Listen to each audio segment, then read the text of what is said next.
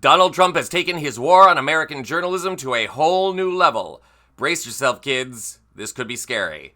Welcome to Occupy Democrats. I'm David Reddish. Even if you've been living in a cave for the better part of a decade, you probably know Donald Trump hates journalists. The reason?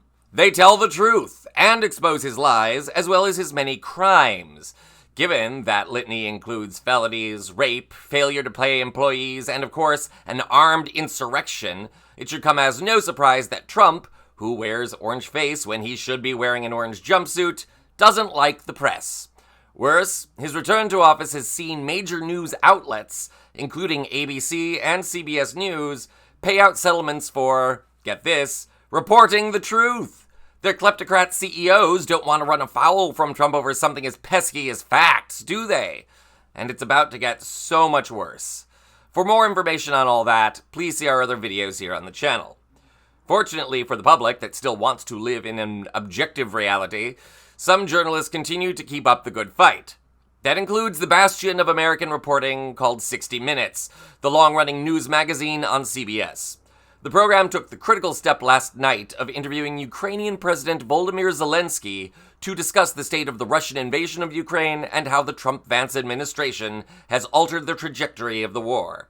Zelensky also sounded the alarm on another striking phenomenon in the second Trump term. Take a look. Zelensky's comments on 60 Minutes last night did not go unnoticed by Trump. Big surprise. Taking to Truth Social late last night, Trump posted these remarks, calling on FCC Chair Brendan Carr to destroy 60 Minutes.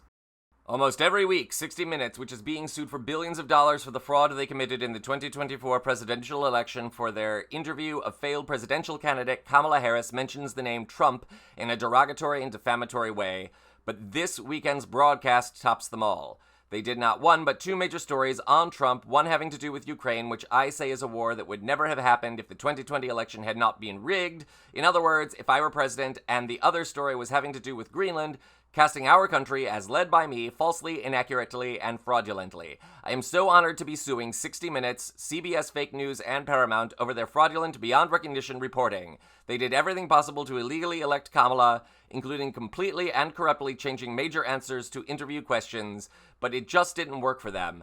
They are not a news show, but a dishonest political operative simply disguised as news and must be responsible for what they have done and are doing. They should lose their license. Hopefully, the Federal Communications Commission, as headed by its highly respected chairman, Brendan Carr, will impose the maximum fines and punishment, which is substantial, for their unlawful and illegal behavior. CBS is out of control at levels never seen before, and they should pay a big price for this. Make America great again. So, does this look like Stalinist banana republic dictator stuff to anyone else? Trump wants to destroy an American institution like 60 Minutes because it ran an interview where someone was critical of him. That interview does not necessarily reflect the beliefs of the actual show, Donald. That's just how journalism works. Look, as a journalist and political commentator myself, this story sickens me, almost as much as Trump and Vance suddenly becoming Putin's mouthpieces does. And remember that Trump vowed to end the Russia-Ukraine war on his first day in office. He's been in office now for more than 70 days, and his supposed ceasefire of infrastructure lasted all of a few hours before Russia broke it. All of which, again, begs the question. What in holy hell does Putin have on Trump?